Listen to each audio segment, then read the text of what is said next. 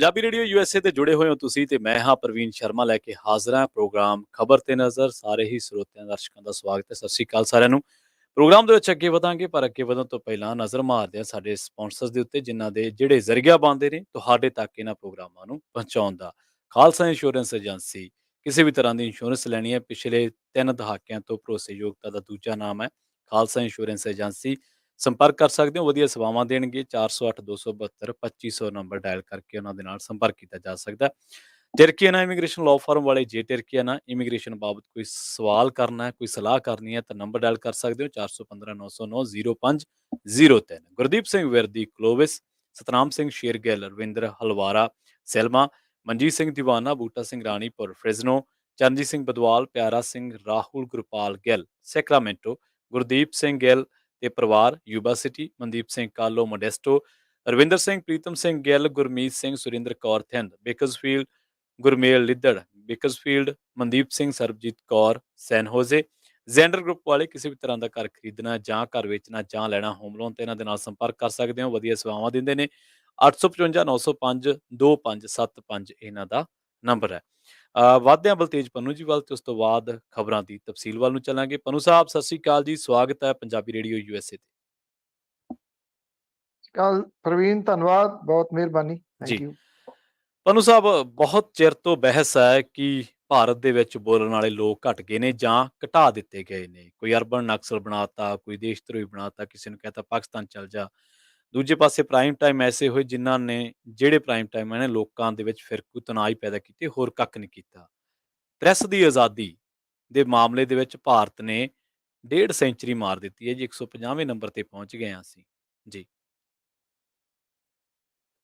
ਦੇਖੋ, ਇਹ ਗੱਲ ਪਿਛਲੇ ਦਿਨਾਂ ਤੋਂ ਇਸ ਪੱਖੋਂ ਵੀ ਚੱਲੀ ਕਿ ਪ੍ਰਧਾਨ ਮੰਤਰੀ ਜਦੋਂ ਇੱਕ ਵਿਦੇਸ਼ੀ ਦੌਰੇ ਦੇ ਉੱਤੇ ਗਏ ਹੋਏ ਆ ਤੇ ਇੱਕ ਪ੍ਰੈਸ ਕਾਨਫਰੰਸ ਜਿਹੜੀ ਕਿ ਵਿਸ਼ਵ ਪ੍ਰੈਸ ਆਜ਼ਾਦੀ ਦਿਵਸ ਦੇ ਦਿਨ ਦੇ ਉੱਤੇ ਹੋ ਰਹੀ ਸੀ, ਉਹਦੇ ਵਿੱਚ ਇਹ ਆਖਿਆ ਗਿਆ ਕਿ ਪੱਤਰਕਾਰਾਂ ਦੇ ਸਵਾਲ ਨਹੀਂ ਲਏ ਜਾਣਗੇ ਔਰ ਨਾਲ ਦੀ ਨਾਲ ਇਹ ਸਪਸ਼ਟ ਕੀਤਾ ਗਿਆ ਕਿ ਇਹ ਭਾਰਤ ਵਾਲੀ ਸਾਈਡ ਤੋਂ ਮਤਲਬ ਕਿ ਹਦਾਇਤਾਂ ਨੇ ਵੀ ਉੱਥੇ ਸਵਾਲ ਨਹੀਂ ਲਏ ਜਾਣਗੇ। ਉਂਝ ਵੈਸੇ ਦੇਖਿਆ ਜਾਵੇ ਤਾਂ 14 ਤੋਂ ਲੈ ਕੇ ਹੁਣ ਤੱਕ ਕੋਈ ਪ੍ਰੈਸ ਕਾਨਫਰੰਸ ਜਿਹੜੀ ਉਹ ਪ੍ਰਧਾਨ ਮੰਤਰੀ ਹੋਰਾਂ ਨੇ ਨਹੀਂ ਕੀਤੀ।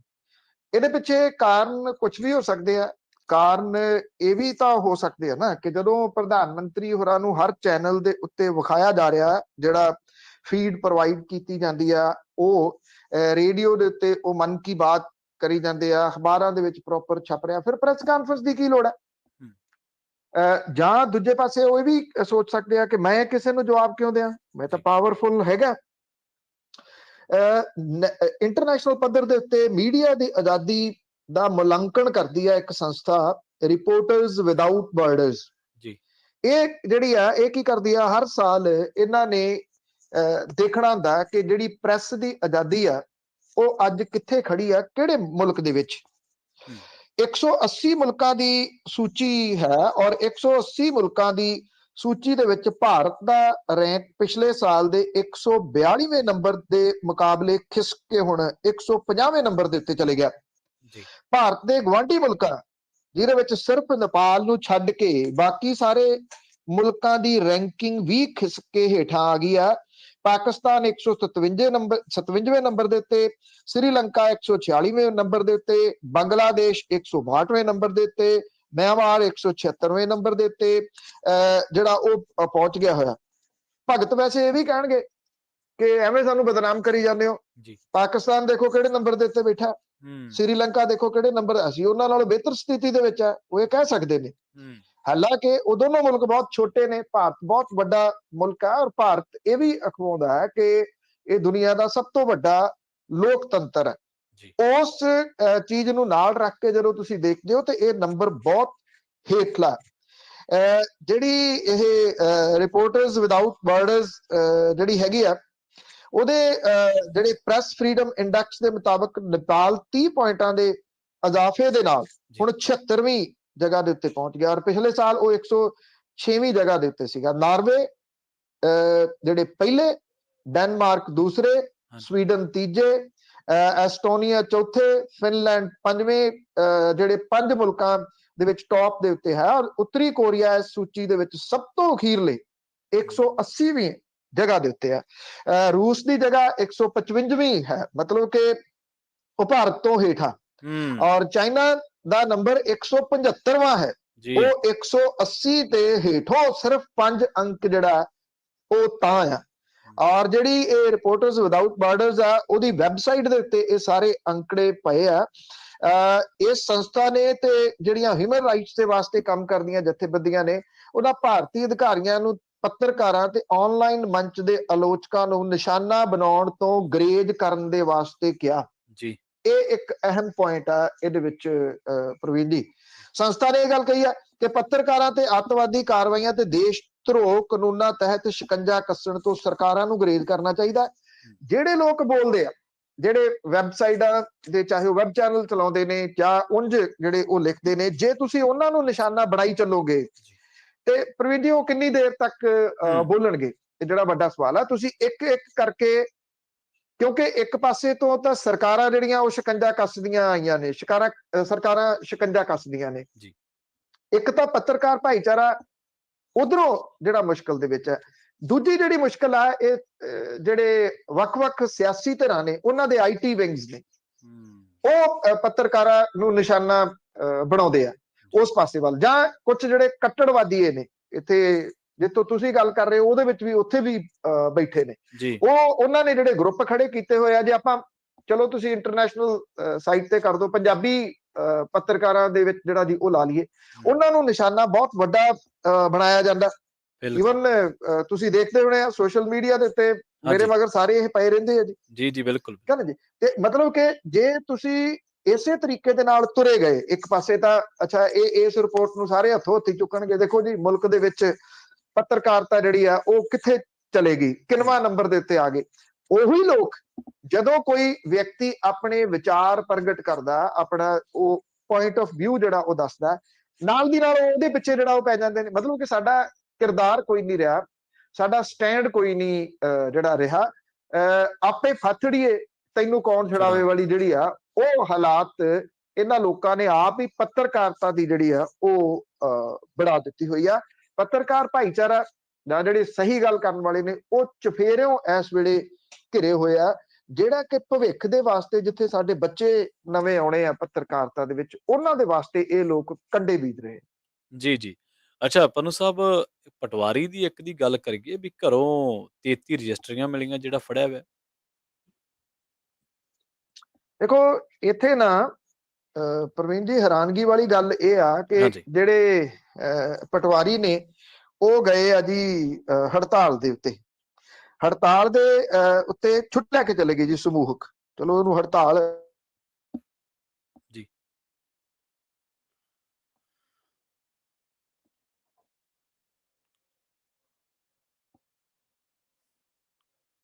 ਪਨੂ ਸਾਹਿਬ, ਤੁਹਾਡੀ ਆਵਾਜ਼ ਮੇਰੇ ਤੱਕ ਨਹੀਂ ਆ ਰਹੀ ਜੀ। ਜੀ ਜੀ।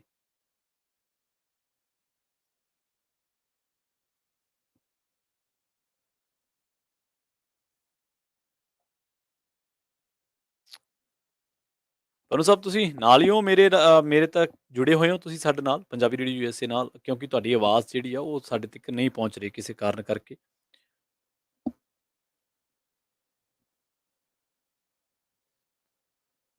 ਸੋ ਆਪਾਂ ਕੋਸ਼ਿਸ਼ ਕਰਦੇ ਹਾਂ ਕਿ ਪਨੂ ਸਾਹਿਬ ਨਾਲ ਇੱਕ ਵਾਰ ਫਿਰ ਤੋਂ ਜਿਹੜਾ ਰਾਬਤਾ ਉਹ ਕਾਇਮ ਕੀਤਾ ਜਾਵੇ, ਤੇ ਅਸੀਂ ਉਹਨਾਂ ਦੇ ਨਾਲ ਇੱਕ ਵਾਰ ਫਿਰ ਤੋਂ ਜੁੜਨ ਦੀ ਕੋਸ਼ਿਸ਼ ਕਰਦੇ ਹਾਂ। ਤਦ ਤੱਕ ਲਈ ਤੁਸੀਂ ਜੁੜੇ ਰਹੋ ਪੰਜਾਬੀ ਰੇਡੀਓ USA ਦੇ ਨਾਲ। ਪਨੂ ਸਾਹਿਬ, ਸ਼ਾਇਦ ਉਹਨਾਂ ਨਾਲ ਜਿਹੜਾ ਸਾਡਾ ਸੰਪਰਕ ਆ ਉਹ ਕੱਟਿਆ ਗਿਆ। ਅਸੀਂ ਦੁਬਾਰਾ ਉਹਨਾਂ ਦੇ ਨਾਲ ਜੁੜਨ ਦੀ ਜਿਹੜੀ ਆ ਉਹ ਕੋਸ਼ਿਸ਼ ਕਰਦੇ ਹਾਂ।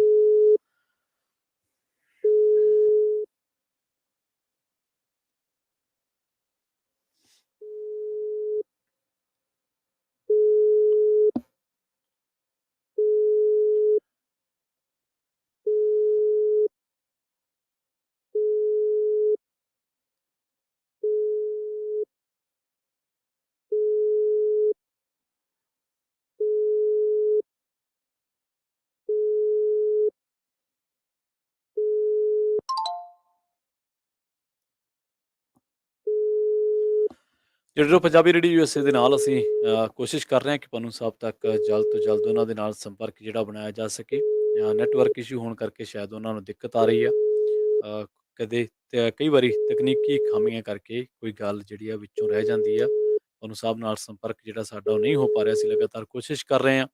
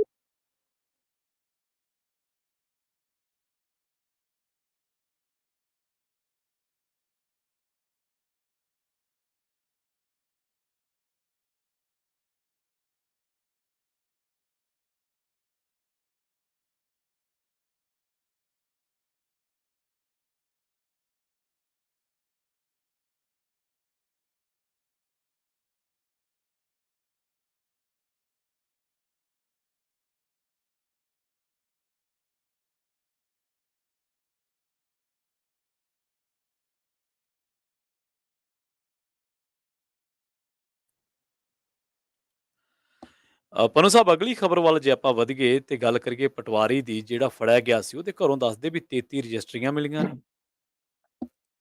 ਦੇਖੋ, ਇਹ ਐਕਚੁਅਲੀ ਮਾਮਲਾ ਜਿਹੜਾ ਪ੍ਰਵੀਨ ਭਖਿਆ ਹੈ ਪਿਛਲੇ ਕੁਝ ਦਿਨਾਂ ਤੋਂ, ਜਿਹੜੇ ਸਮੂਹ ਪਟਵਾਰੀ ਤੇ ਕਾਨੂੰਗੋ ਐਕਚੁਅਲੀ ਵਰਡ ਹੈ, ਪਰ ਉਹ ਛੋਟੇ ਲਫ਼ਜ਼ਾਂ 'ਚ ਉਹਨੂੰ ਕਾਨੂੰਗੋ ਕਹਿੰਦੇ ਆ। ਕਾਨੂੰਗੋ ਤੇ ਪਟਵਾਰੀ ਜਿਹੜੇ ਨੇ ਇਹ ਚਲੇ ਗਏ ਛੁੱਟੀ ਦੇ ਉੱਤੇ, ਸਮੂਹਕ ਛੁੱਟੀ ਤੇ 15 ਤਰੀਕ ਤੱਕ। ਔਰ ਜਿੰਨੇ ਪਟਵਾਰਖਾਨਿਆਂ ਦੇ ਵਿੱਚ ਕੰਮ ਤੇ ਰਜਿਸਟਰੀਆਂ ਦਾ ਕੰਮ ਉਹ ਇਹਦੇ ਨਾਲ ਪ੍ਰਭਾਵਿਤ ਹੋ ਰਿਹਾ ਵੱਡੇ ਪੱਧਰ ਦੇ ਉੱਤੇ। ਛੁੱਟੀ ਦੇ ਉੱਤੇ ਜਾਣ ਦਾ ਕਾਰਨ ਕੀ ਹੈ? ਇਹ ਕਹਿੰਦੇ ਝੂਠੇ ਕੇਸ ਜਿਹੜੇ ਦਰਜ ਕੀਤੇ ਆ, ਉਹਨਾਂ ਝੂਠੇ ਕੇਸਾਂ ਨੂੰ ਵਾਪਸ ਲਓ। ਝੂਠੇ ਕੇਸਾਂ ਦੇ ਵਿੱਚ ਕੀ ਆ ਕਿ ਇੱਕ ਪਟਵਾਰੀ ਰਿਸ਼ਵਤ ਖੋਰ ਜਿਹੜਾ ਪਟਵਾਰੀ ਸੀਗਾ ਉਹ ਫੜਿਆ ਗਿਆ। ਹੁਣ ਹੋਇਆ ਜਿਹੜਾ ਇਹ ਪ੍ਰਵੀਨ ਕੇ ਜਿਹਦਾ ਕੋਈ ਕਿਸੇ ਪ੍ਰਵਾਸੀ ਦਾ ਖਾਸ ਤੌਰ ਦੇ ਉੱਤੇ ਪਟਵਾਰੀ ਨਾਲ ਵਾਹ ਪਿਆ ਨਾ, ਉਹ ਦੱਸ ਸਕਦਾ ਕਿ ਕਿਸ ਤਰੀਕੇ ਦੇ ਨਾਲ ਇਹ ਲੋਕ ਖੱਜਲ ਕਰਦੇ ਆ ਲੋਕਾਂ ਨੂੰ। ਇਹਨਾਂ ਦੀ ਜਿਹੜੀ ਕਮਾਈ ਹੈ ਨਾ ਉਹ ਬੰਦ ਹੋ ਗਈ ਅਸਲ ਦੇ ਵਿੱਚ। ਔਰ ਜਿਹੜਾ ਉੱਪਰੋਂ ਪੈਸਾ ਆਉਂਦਾ ਸੀਗਾ ਉਹ ਬੰਦ ਹੋ ਗਿਆ, ਜਿਹਦੇ ਕਰਕੇ ਅੱਜ ਇਹਨਾਂ ਨੂੰ ਜਿਹੜੀਆਂ ਇਉਂ ਲੱਗਦਾ ਕਿ ਇਹਨਾਂ ਦੇ ਖਿਲਾਫ ਸਾਰਾ ਕੁਝ ਜਿਹੜਾ ਉਹ ਚੱਲ ਰਿਹਾ। ਖਿਲਾਫ ਨਹੀਂ ਗਾ, ਜਿਹੜੇ ਲੋਕ ਸਗੋਂ ਪਟਵਾਰ ਯੂਨੀਅਨ ਤੇ ਕਾਨੂੰਗੋ, ਇਹਨਾਂ ਨੂੰ ਤਾਂ ਇਹ ਹੋਣਾ ਚਾਹੀਦਾ ਨਾ ਵੀ ਜੇ ਕੋਈ ਕਰਪਟ ਹੈ ਤੇ ਉਹਨੂੰ ਫੜੋ। ਅਸੀਂ ਕਦੋਂ ਰੋਕਦੇ ਆ ਕਿ ਕਿਸੇ ਕਰਪਟ ਨੂੰ ਤੁਸੀਂ ਨਹੀਂ ਫੜਨਾ? ਇਹਨਾਂ ਨੂੰ ਇਹ ਕਹਿਣਾ ਚਾਹੀਦਾ ਸੀਗਾ। ਇਹ ਉਲਟਾ ਕਰਪਟ ਲੋਕਾਂ ਦੇ ਹੱਕ ਦੇ ਵਿੱਚ ਖੜ ਕੇ ਇਹ ਦੱਸਣ ਲੱਗੇ ਕਿ ਇਸ ਤਰੀਕੇ ਦੇ ਨਾਲ ਪ੍ਰੈਸ਼ਰ ਪਵਾ ਕੇ ਤੇ ਸਰਕਾਰ ਤੋਂ ਮਨਵਾ ਲੈਣਗੇ।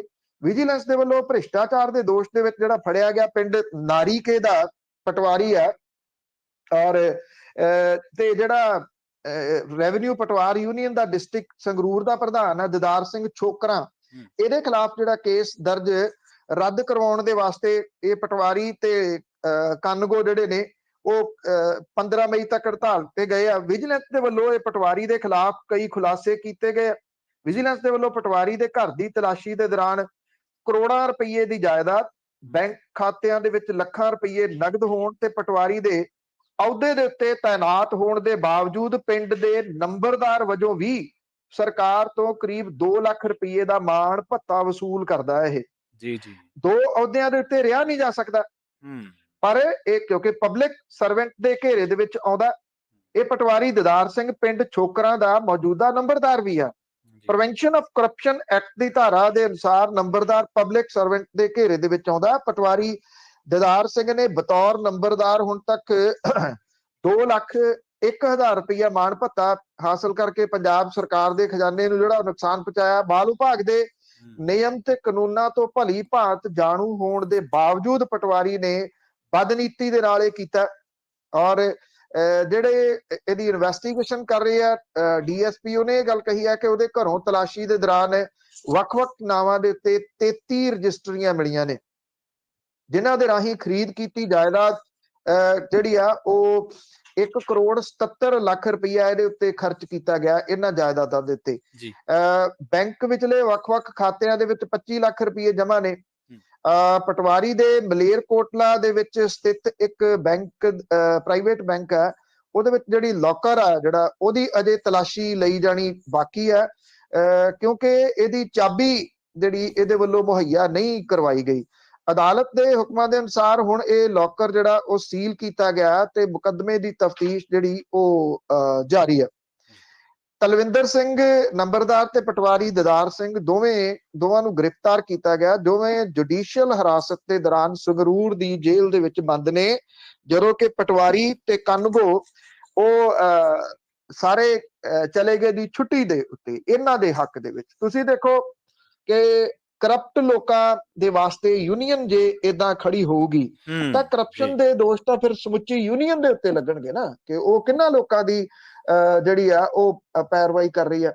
ਜਦੋਂ ਕੋਈ ਵਿਅਕਤੀ ਫੜਿਆ ਗਿਆ, ਉਹਦੇ ਉੱਤੇ ਮਾਮਲਾ ਦਰਜ ਹੋ ਗਿਆ, ਤੇ ਫਿਰ ਤਾਂ ਅਦਾਲਤ ਨੂੰ ਡਿਸਾਈਡ ਕਰ ਲੈਣ ਦੇਣਾ ਚਾਹੀਦਾ ਨਾ ਕਿ ਕੌਣ ਗਲਤ ਹੈ। ਜੇ ਇਹਨਾਂ ਨੂੰ ਲੱਗਦਾ ਕਿ ਇਹ ਨੰਬਰਦਾਰ ਤੇ ਪਟਵਾਰੀ ਜਿਹੜੇ ਆ ਇਹ ਦੋਨੋਂ ਬੇਕਸੂਰ ਨੇ, ਉਹਨਾਂ ਦਾ ਕੋਈ ਕਸੂਰ ਨਹੀਂਗਾ, ਤੇ ਲੈਟ ਕੋਰਟ ਡਿਸਾਈਡ।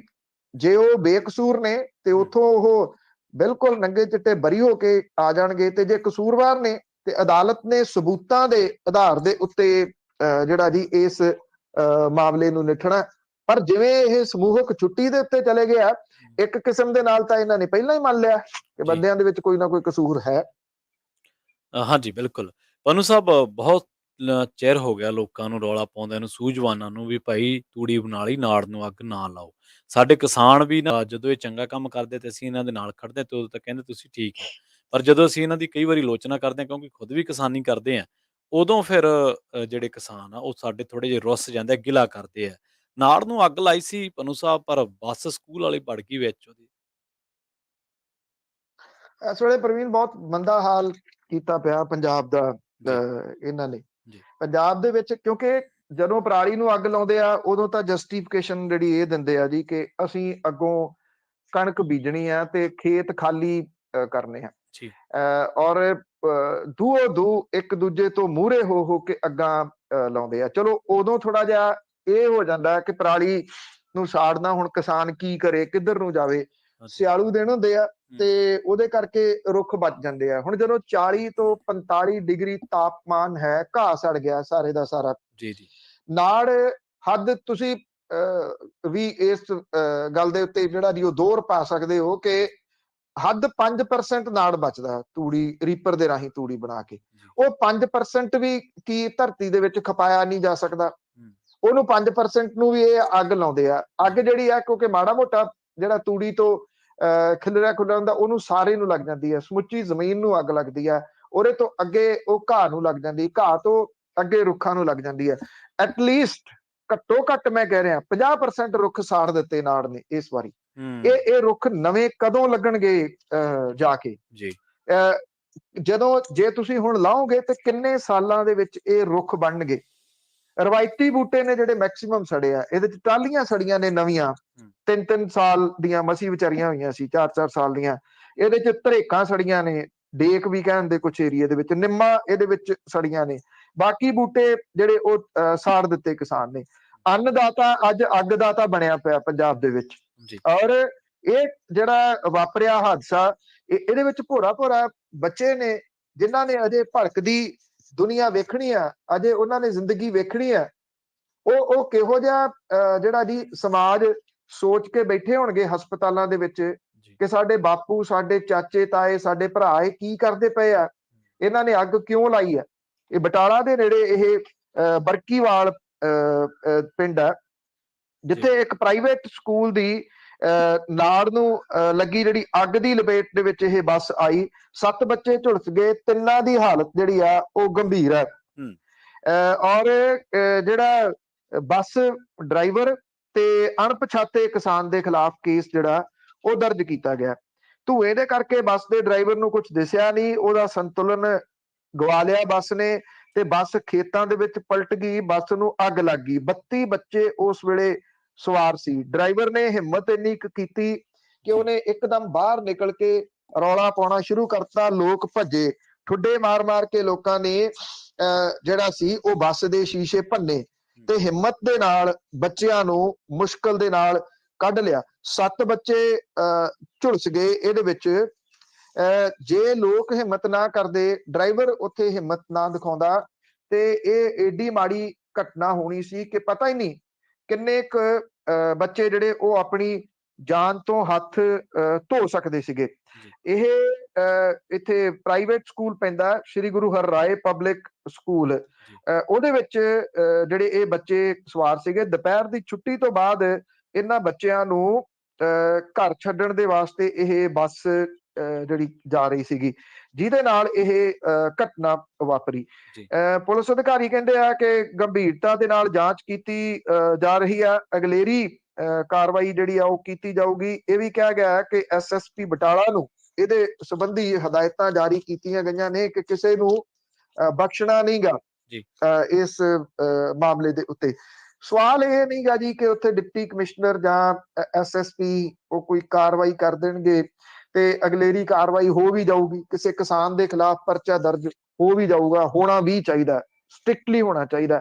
ਸਵਾਲ ਇਹ ਆ, ਜਿਹੜੀ ਧਰਤੀ ਆਪਣੀ ਹਿੱਕ ਪਾੜ ਕੇ ਸਾਨੂੰ ਪਾਲ ਰਹੀ ਹੈ, ਉਹ ਧਰਤੀ ਨੂੰ ਅਸੀਂ ਅੱਗ ਦੀ ਲਪੇਟ ਦੇ ਵਿੱਚ ਕਿਉਂ ਕਰ ਦੇਣਾ ਚਾਹੁੰਦੇ ਆ ਜੀ? ਅਸੀਂ ਬੜੀ ਗੱਲ ਜਿਹੜੀ ਆ ਉਹ ਹੁੱਬ ਕੇ ਕਹਿੰਦੇ ਆ ਕਿ ਅਸੀਂ ਗੁਰੂ ਨਾਨਕ ਨੂੰ ਮੰਨਣ ਵਾਲੇ ਆ, ਅਸੀਂ ਉਹਦੇ ਲੰਗਰ ਦੀ ਪ੍ਰਥਾ ਨੂੰ ਅੱਗੇ ਤੋਰਦੇ ਆ। ਤੁਸੀਂ ਦੇਖਿਆ ਜਦੋਂ ਵੱਡੇ ਜਿਹੜੇ ਦਿਨ ਤਿਉਹਾਰ ਆਉਂਦੇ ਨੇ, ਕਿਵੇਂ ਟਰਾਲੀਆਂ ਦੀਆਂ ਟਰਾਲੀਆਂ ਭਰ ਭਰ ਕੇ ਉੱਥੇ ਲੰਗਰ ਲਾਉਣ ਵਾਸਤੇ ਧਾਰਮਿਕ ਥਾਵਾਂ ਦੇ ਉੱਤੇ ਜਾਂਦੀਆਂ ਨੇ।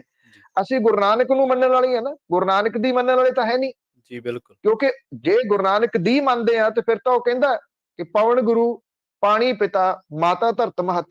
ਅਸੀਂ ਇੱਕ ਤੁਕ ਨਹੀਂ ਸਮਝ ਸਕੇ ਜੀ ਉਹਦੀ, ਇੱਕ ਤੁਕ ਵੀ ਨਹੀਂ ਸਮਝ ਸਕੇ ਅਸੀਂ ਉਹਦੀ। ਅਸੀਂ ਦਾਅਵਾ ਕਰਦੇ ਆ ਕਿ ਬਹੁਤ ਵੱਡੇ ਵੱਡੇ ਆਲੀਸ਼ਾਨ ਗੁਰਦੁਆਰੇ ਅਸੀਂ ਉਹਦੇ ਬਣਾ ਦਿੱਤੇ, ਅਸੀਂ ਉਹਦੀ ਗੁਰਬਾਣੀ ਦਾ ਬਹੁਤ ਸਤਿਕਾਰ ਕਰਦੇ ਆ। ਕੋਈ ਮਾੜੀ ਜੀ ਗੱਲ ਹੋਵੇ, ਸਾਡੀਆਂ ਧਾਰਮਿਕ ਭਾਵਨਾਵਾਂ ਇੱਕਦਮ ਭੜਕ ਜਾਂਦੀਆਂ ਨੇ। ਕੀ ਇਹ ਜਿਹੜੀ ਤੁਕ ਗੁਰੂ ਨਾਨਕ ਸਾਹਿਬ ਦੀ ਉਸਾਰੀ ਹੈ, ਉਹਦਾ ਏਡਾ ਬੁਰਾ ਹਾਲ ਹੁੰਦਾ ਵੇਖ ਕੇ ਸਾਡੀਆਂ ਧਾਰਮਿਕ ਭਾਵਨਾਵਾਂ ਭੜਕਣੋਂ ਹਟ ਗਈਆਂ ਨੇ ਜਾਂ ਭੜਕਣਾ ਬੰਦ ਹੋ ਗਈਆਂ ਨੇ? ਔਰ ਇਹਦੇ ਵਿੱਚ ਜਿਹੜੀਆਂ ਕਿਸਾਨ ਜਥੇਬੰਦੀਆਂ ਨੇ, ਉਹਦੇ ਆਗੂ ਕਿੱਥੇ ਗਏ ਜੀ, ਕਿੱਥੇ ਵੜ ਗਏ? ਜਿਨ੍ਹਾਂ ਦੀ ਸਪੋਰਟ, ਤੁਸੀਂ ਗੱਲ ਸਹੀ ਕੀਤੀ, ਅਸੀਂ ਸਪੋਰਟ ਕੀਤੀ, ਅਸੀਂ ਨੋਟਿਸ ਭੁਗਤੇ ਸਿਰਫ ਇਸੇ ਗੱਲ ਦੇ ਵਾਸਤੇ ਕਿ ਅਸੀਂ ਤੁਹਾਡੇ ਲਈ ਖੜੇ ਆ, ਪਰ ਤੁਸੀਂ ਤਾਂ ਸਾਡੇ ਵਾਸਤੇ ਨਹੀਂ ਖੜੇ। ਇਹ ਤਾਂ ਗਿਵ ਐਂਡ ਟੇਕ ਹੁੰਦੀ ਹੈ ਨਾ। ਜੇ ਭਲਕ ਨੂੰ ਕੋਈ ਦੁਬਾਰਾ ਇਸ ਤਰ੍ਹਾਂ ਦੀ ਮੁਸ਼ਕਲ ਆਉਂਦੀ ਹੈ, ਇਹ ਮੋਰਚਾ ਲਾਉਂਦੇ, ਅਸੀਂ 100 ਵਾਰੀ ਸੋਚਾਂਗੇ ਕਿ ਤੁਸੀਂ ਸਾਡੇ ਭਵਿੱਖ ਦੇ ਵਾਸਤੇ, ਸਾਡੇ ਬੱਚਿਆਂ ਦੇ ਭਵਿੱਖ ਦੇ ਵਾਸਤੇ ਸੋਚਦੇ ਹੋ। ਸਾੜ ਕੇ ਸਾਰਾ ਕੁਝ ਤੁਸੀਂ ਵਾਤਾਵਰਣ ਗੰਦਾ ਕਰ ਦਿੱਤਾ ਔਰ ਸਾਡਾ ਸਾਹ ਲੈਣਾ ਔਖਾ ਤੁਸੀਂ ਕਰ ਦਿੱਤਾ। 5% ਨਾੜ ਵੀ ਤੁਸੀਂ ਖਪਾ ਨਹੀਂ ਸਕਦੇ ਧਰਤੀ ਦੇ ਵਿੱਚ, ਅਖਵਾਉਂਦੇ ਹੋ ਅੰਨਦਾਤਾ ਜੀ। ਅੱਛਾ ਪਨੂ ਸਾਹਿਬ, ਅਗਲੀ ਜੇ ਗੱਲ ਕਰੀਏ ਸਿੱਧੂ ਸਾਹਿਬ ਦੀ, ਹਾਈ ਕਮਾਂਡ ਦੇ ਐਕਸ਼ਨ ਤੋਂ ਚਿੱਠੀਆਂ ਵਾਹਵਾ ਲਿਖੀਆਂ ਗਈਆਂ, ਪਰ ਉਸ ਤੋਂ ਪਹਿਲਾਂ ਹੀ ਸਿੱਧੂ ਸਾਹਿਬ ਨੇ ਚੁੱਪ ਤੋੜੀ ਹੈ। ਕੀ ਬੋਲੇ ਸਿੱਧੂ ਸਾਹਿਬ?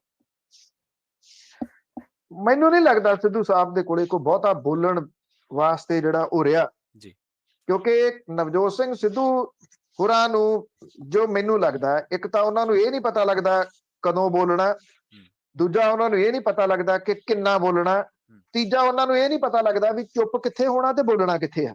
ਬਸ ਸਮੱਸਿਆ ਇੱਥੇ ਜਿਹੜੀ ਉਹ ਖੜੀ ਹੈ। ਜਦੋਂ ਬੋਲਣ ਦੀ ਲੋੜ ਸੀ ਤੇ ਉਹਨਾਂ ਨੂੰ ਮੰਤਰਾਲਾ ਦਿੱਤਾ ਗਿਆ ਸੀਗਾ, ਮੰਤਰਾਲਾ ਲੈ ਲੈਂਦੇ, ਬੋਲਦੇ ਤੇ ਉਹ ਕੰਮ ਕਰਕੇ ਦਿਖਾਉਂਦੇ। ਕੰਮ ਨਹੀਂ ਕੀਤਾ, ਨਹੀਂ ਬੋਲੇ ਔਰ ਚੁੱਪ ਧਾਰ ਲਈ, ਮੌਨ ਧਾਰ ਲਿਆ ਜਾ ਕੇ। ਜਿਹੜਾ ਜਦੋਂ ਬੋਲਣ ਲੱਗੇ, ਕੈਪਟਨ ਅਮਰਿੰਦਰ ਸਿੰਘ ਦੇ ਖਿਲਾਫ ਲੋਕਾਂ ਨੇ ਐਪਰੀਸ਼ੀਏਟ ਕੀਤਾ, ਅਸੀਂ ਸਾਰੇ ਐਪਰੀਸ਼ੀਏਟ ਕਰਨ ਵਾਲਿਆਂ ਦੇ ਵਿੱਚੋਂ ਸੀ ਕਿ ਸਿੱਧੂ ਸਾਹਿਬ ਸਹੀ ਸਮੇਂ ਦੇ ਉੱਤੇ ਤੁਸੀਂ ਸਟੈਂਡ ਲੈ ਲਿਆ। ਪਰ ਜਦੋਂ ਬੋਲਣਾ ਸੀ ਕਾਂਗਰਸ ਦੇ ਵਾਸਤੇ, ਉਦੋਂ ਫੇਰ ਮੌਨ ਧਾਰ ਲਿਆ ਜੀ। ਕਿਉਂਕਿ ਅਸਲ ਦੇ ਵਿੱਚ ਸਿੱਧੂ ਸਾਹਿਬ ਦੀ ਜਿਹੜੀ ਸਮੱਸਿਆ ਉਹ ਇਹ ਬਣੀ ਹੋਈ ਆ ਕਿ ਉਹ ਇਹ ਸਮਝਦੇ ਆ ਕਿ ਦੁਨੀਆ ਦੇ ਉੱਤੇ ਸਭ ਤੋਂ ਸਿਆਣਾ ਮਨੁੱਖ ਜੇ ਕੋਈ ਹੈ ਤਾਂ ਉਹ ਨਵਜੋਤ ਸਿੰਘ ਸਿੱਧੂ ਆ, ਤੇ ਜੇ ਕੋਈ ਦੁਨੀਆ ਦੇ ਉੱਤੇ ਸਭ ਤੋਂ ਮੂਰਖ ਨੇ ਤੇ ਉਹ ਉਹਨਾਂ ਦੇ ਸਾਹਮਣੇ ਖੜੇ ਲੋਕ ਨੇ। ਉਹ ਕਿਸੇ ਪੱਤਰਕਾਰ ਦਾ ਲਿਹਾਜ਼ ਨਹੀਂ ਕਰਦੇ, ਕਿਸੇ ਵਿਅਕਤੀ ਦਾ ਲਿਹਾਜ਼ ਨਹੀਂ ਕਰਦੇ, ਦੂਸਰੇ ਦੀ ਕਿਸੇ ਦੀ ਇੱਜ਼ਤ ਜਿਹੜੀ ਉਹ ਕਰਨੀ ਨਵਜੋਤ ਸਿੰਘ ਸਿੱਧੂ ਹੋਰਾਂ ਦੇ ਡਿਕਸ਼ਨਰੀ ਦੇ ਵਿੱਚ ਹੀ ਨਹੀਂ ਹੈਗਾ ਜੀ। ਉਹ ਹਰੇਕ ਨੂੰ ਤੂੰ ਕਰਕੇ ਗੱਲ ਕਰਦੇ ਆ ਤੇ ਮੈਂ ਤੋਂ ਬਿਨਾਂ ਉਹਨਾਂ ਦੇ ਪੱਲੇ ਕੁਝ ਹੈ ਨਹੀਂਗਾ। ਹੁਣ ਜਦੋਂ ਕਿ ਉਹਨਾਂ ਦੀ ਸ਼ਿਕਾਇਤ ਜਿਹੜੀ ਆ ਉਹ ਅਨੁਸ਼ਾਸਨੀ ਕਮੇਟੀ ਦੇ ਕੋਲੇ ਪਹੁੰਚ ਚੁੱਕੀ ਹੋਈ ਹੈ ਕਿ ਉਹਨਾਂ ਨੇ ਨਵੰਬਰ ਤੋਂ ਹੁਣ ਤੱਕ ਕਾਂਗਰਸ ਦਾ ਨੁਕਸਾਨ ਹੀ ਨੁਕਸਾਨ ਕੀਤਾ।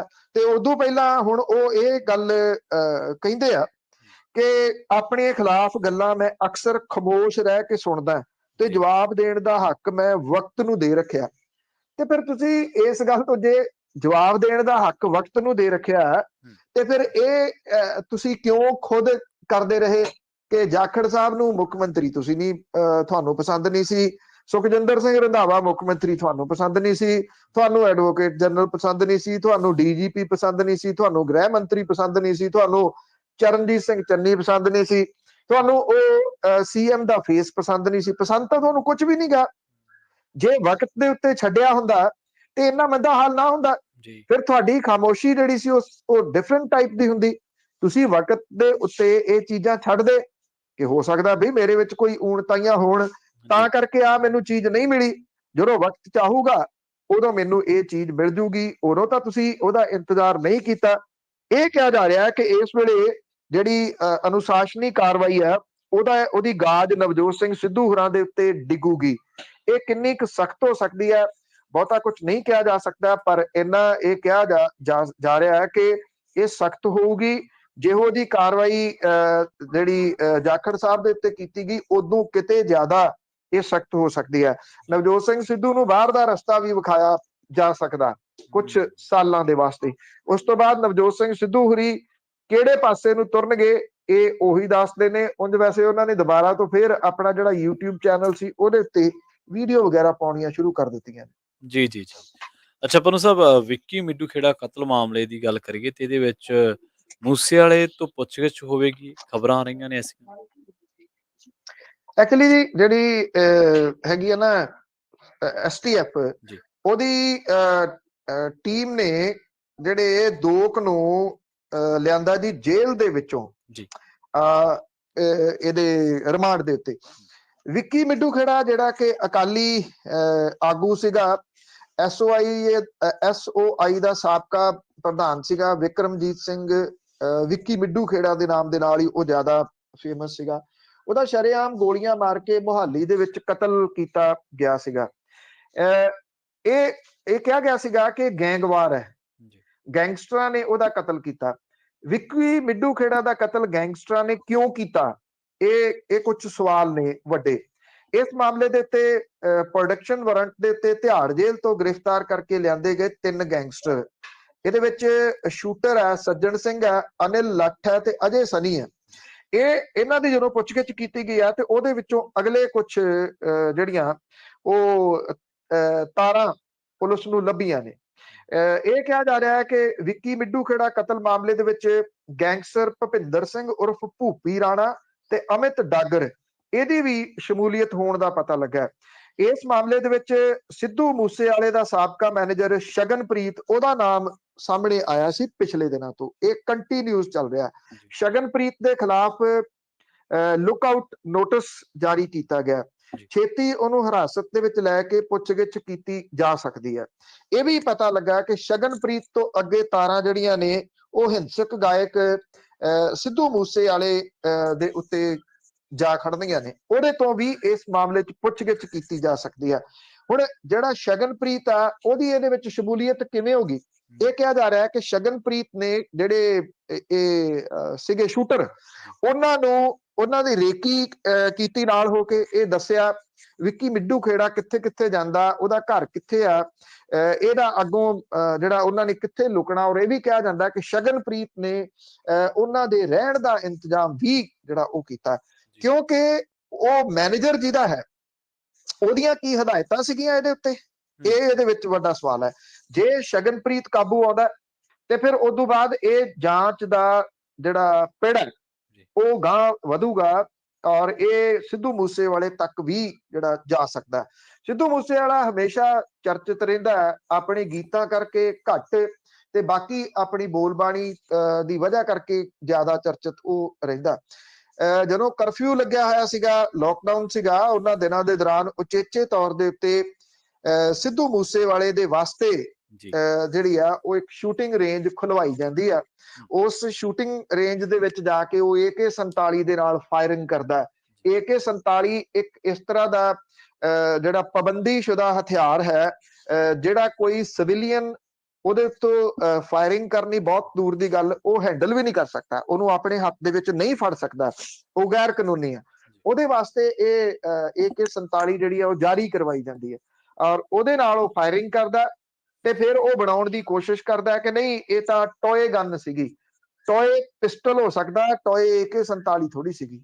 ਔਰ AK-47 ਜਾਰੀ ਹੋਈ ਹੈ, ਇਹਦਾ ਰਿਕਾਰਡ ਮੌਜੂਦ ਹੈ। ਔਰ ਪਿਸਟਲ ਜਿਹੜਾ ਆ ਉਹ ਜਾਰੀ ਹੋਇਆ, ਇਹਦਾ ਰਿਕਾਰਡ ਮੌਜੂਦ ਹੈ। ਉਸ ਰਿਕਾਰਡ ਨੂੰ ਅਦਾਲਤਾਂ ਦੇ ਵਿੱਚ ਝੁਠਲਾਇਆ ਨਹੀਂ ਜਾ ਸਕੂਗਾ। ਇਸ ਕਰਕੇ ਜਦੋਂ ਪੈਸਾ ਆ ਜਾਂਦਾ, ਛੋਟੀ ਉਮਰ ਦੇ ਵਿੱਚ ਪੈਸਾ ਆ ਜਾਂਦਾ, ਬਹੁਤ ਪ੍ਰਸਿੱਧੀ ਮਿਲ ਜਾਂਦੀ ਆ, ਤਾਂ ਜਦੋਂ ਤੁਸੀਂ ਬਹੁਤ ਉੱਚੀ ਜਗ੍ਹਾ ਦੇ ਉੱਤੇ ਪਹੁੰਚ ਜਾਂਦੇ ਹੋ, ਅਸਲ ਦੇ ਵਿੱਚ ਸਮੱਸਿਆ ਹੀ ਉੱਥੋਂ ਸਟਾਰਟ ਹੁੰਦੀ ਆ ਕਿ ਸਿਖਰ ਦੇ ਉੱਤੇ ਰਹਿ ਕੇ ਤੁਸੀਂ ਆਪਣੇ ਆਪ ਨੂੰ ਸਥਿਰ ਕਿਵੇਂ ਰੱਖਦੇ ਹੋ। ਅਕਸਰ ਜਦੋਂ ਪੈਸਾ ਲੋੜ ਤੋਂ ਵੱਧ ਆ ਜਾਂਦਾ ਤੇ ਬੰਦੇ ਨੂੰ ਸਾਂਭਣਾ ਔਖਾ ਹੋ ਜਾਂਦਾ। ਪੰਨੂ ਸਾਹਿਬ, ਇੱਕ ਵੀਡੀਓ ਲਗਾਤਾਰ ਵਾਇਰਲ ਹੋ ਰਹੀ ਹੈ ਤੇ ਉਸ ਵੀਡੀਓ ਦੇ ਵਿੱਚ ਬੰਦਾ ਰੇਲਵੇ ਪਟੜੀਆਂ ਤੇ ਬਹਿ ਕੇ ਚਿੱਟਾ ਵੇਚ ਰਿਹਾ, ਕਿਹਾ ਜਾ ਰਿਹਾ ਕਿ ਉਹ ਚਿੱਟੇ ਦੀਆਂ ਪੁੜੀਆਂ ਨੇ। ਉਹਨੇ ਸਵਾਲ ਖੜੇ ਕਰ ਦਿੱਤੇ ਪੰਨੂ ਸਾਹਿਬ, ਬਹੁਤ ਜ਼ਿਆਦਾ ਸਵਾਲ ਖੜੇ ਹੋਏ ਨੇ ਜੀ ਪੰਜਾਬ ਦੇ ਸਿਸਟਮ ਦੇ ਉੱਤੇ, ਪੰਜਾਬ ਦੇ ਢਾਂਚੇ ਦੇ ਉੱਤੇ, ਪੰਜਾਬ ਦੇ ਪੁਲਿਸ ਪ੍ਰਸ਼ਾਸਨ ਦੇ ਉੱਤੇ ਬੜੇ ਵੱਡੇ ਸਵਾਲ ਖੜੇ ਹੁੰਦੇ ਰਹੇ ਨੇ। ਤੁਸੀਂ ਪਾਰਟ ਰਹੇ ਹੋ ਮਿਲ ਕੇ, ਜਿਹੜਾ ਉਦੋਂ ਹਰ ਡਿਸਟ੍ਰਿਕਟ ਦੇ ਵਿੱਚ ਪਹੁੰਚਦੇ ਰਹੇ ਆ, ਉਦੋਂ ਵੀ ਸਵਾਲ ਖੜੇ ਸੀਗੇ ਔਰ ਸਵਾਲ ਅੱਜ ਵੀ ਖੜੇ ਨੇ।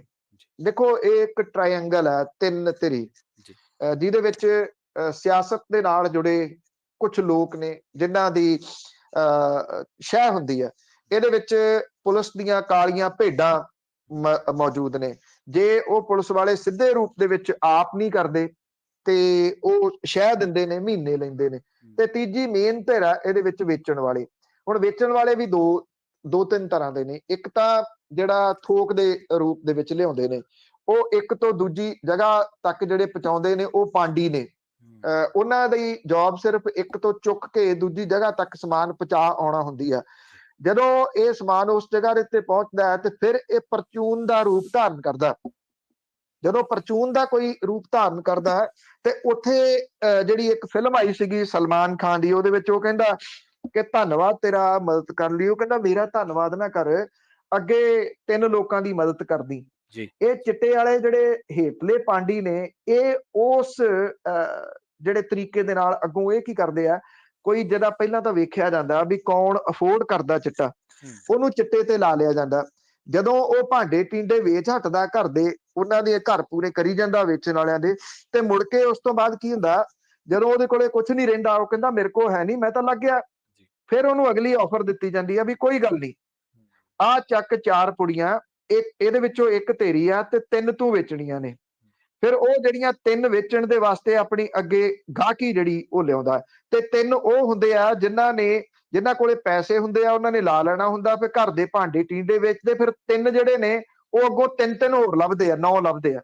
ਇਹ ਸਾਰਾ ਇਸ ਤਰੀਕੇ ਦੇ ਨਾਲ ਜਿਹੜਾ ਉਹ ਚੱਲ ਰਿਹਾ। ਹੁਣ 2 ਚੀਜ਼ਾਂ ਨੇ ਇਹਦੇ ਵਿੱਚ। ਇੱਕ ਤਾਂ ਸਪਲਾਈ ਲਾਈਨ ਹੈਗੀ ਵੱਡੀ ਜਿਹੜੀ ਪਾਂਡੀਆਂ ਵਾਲੀ, ਦੂਸਰੀ ਸਪਲਾਈ ਲਾਈਨ ਆ ਪਰਚੂਨ ਵਾਲੀ। ਇਹ ਜਿਹੜੀ ਜੇ ਮੰਨ ਲਓ ਪਰਚੂਨ ਵਾਲੀ ਸਪਲਾਈ ਲਾਈਨ ਟੁੱਟਦੀ ਆ ਤੇ ਉੱਪਰ ਵਾਲੀ ਜਿਹੜੀ ਸਪਲਾਈ ਲਾਈਨ ਆ ਉਹ ਅਫੈਕਟ ਹੋਊਗੀ, ਕਿਉਂਕਿ ਜੇ ਇਹ ਪਰਚੂਨ ਵਾਲੀ ਸਪਲਾਈ ਲਾਈਨ ਜਦੋਂ ਟੁੱਟੂਗੀ, ਜੋ ਮੇਰਾ ਮੰਨਣਾ, ਜਿਹੜੀਆਂ ਇਹਦੇ ਸੰਬੰਧੀ ਮੀਟਿੰਗਸ ਜਿਹੜੀਆਂ ਹੁੰਦੀਆਂ ਨੇ, ਉਹਦੇ ਵਿੱਚ ਮੈਂ ਵੀ ਆਪਣੀ ਫੀਡਬੈਕ ਦਿੰਦਾ ਕਿ ਉਹਦੇ ਵਾਸਤੇ ਤੁਹਾਡੀ ਜਿਹੜੀ ਡੀ ਐਡਿਕਸ਼ਨ ਸੈਂਟਰ ਨੇ, ਉਹ ਲਾਈਨ ਬਹੁਤ ਮਜ਼ਬੂਤ ਕਰਨੀ ਪਊਗੀ ਇਹ ਸਪਲਾਈ ਲਾਈਨ ਤੋੜਨ ਤੋਂ ਪਹਿਲਾਂ। ਕਿਉਂਕਿ ਜੇ ਹੇਠਲੀ ਸਪਲਾਈ ਲਾਈਨ ਜਦੋਂ ਟੁੱਟਦੀ ਆ ਤੇ ਉਸ ਵੇਲੇ ਪ੍ਰਵੀਨ ਬਹੁਤ ਸਾਰੀਆਂ ਮੌਤਾਂ ਹੋ ਜਾਣ ਦੇ ਖਦਸ਼ੇ ਨੇ, ਕਿਉਂਕਿ ਉਹ ਜਿਹਨੂੰ ਨਸ਼ਾ ਨਹੀਂ ਮਿਲਦਾ ਉਹ ਕੁਝ ਵੀ ਕਰ ਸਕਦਾ। ਜੇ ਤੁਹਾਡੇ ਕੋਲੇ ਪ੍ਰੋਪਰ ਦਵਾਈਆਂ ਨਾ ਹੋਈਆਂ, ਮੈਡੀਸਨ ਨਾ ਹੋਈਆਂ, ਤੁਹਾਨੂੰ ਲੋਕਾਂ ਨੂੰ ਸੱਦਾ ਦੇਣਾ ਪਊਗਾ। ਸੱਦਾ ਇਸ ਤਰੀਕੇ ਨਾਲ ਦੇਣਾ ਪਊਗਾ ਕਿ ਤੁਹਾਡੇ ਕੋਲੇ 1 ਮਹੀਨੇ ਦੇ ਵਿੱਚ ਆਪਣੇ ਬੱਚਿਆਂ ਨੂੰ ਉੱਥੇ ਜਮ੍ਹਾਂ ਕਰਾਓ ਡੀ ਐਡਿਕਸ਼ਨ ਸੈਂਟਰਸ ਦੇ ਵਿੱਚ। ਇਹ ਜਿਹੜੀ ਵੀਡੀਓ ਵਾਇਰਲ ਹੋਈ ਆ ਬੜੀ ਖਤਰਨਾਕ ਹੈ।